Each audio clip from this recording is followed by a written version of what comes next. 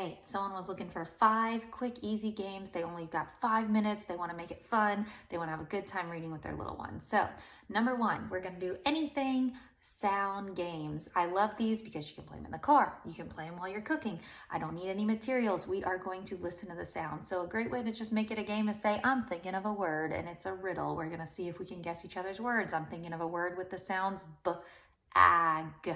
What am I thinking of?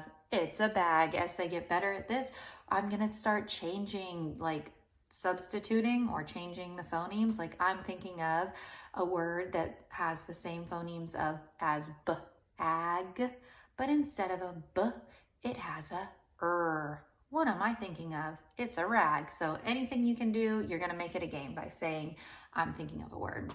Another one is to make it physical. So these sound cards that are free downloadable on my site, or the high frequency word cards, they are not flashcards. Think of them as your own personal game cards. After you use them to teach, you can use them for a game, which is super great because now I don't have a bunch of game pieces floating around. So one of my favorites is I'm going to take the letters that I've taught, I'm going to hide them around the room, and we're going to have a scavenger hunt.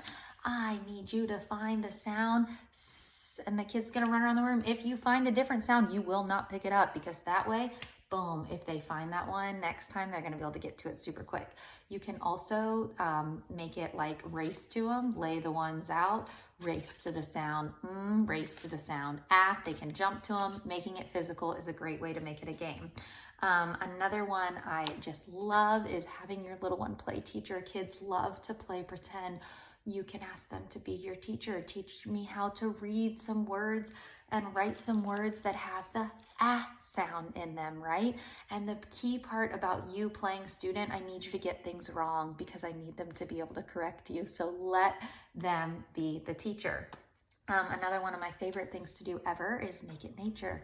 Go outside, see if you can find items in nature that start with the sound that start with the sound right? Maybe you see an ant, or take some sticks, break them apart. Can you build the letters? Anything we do outdoors is just beautiful.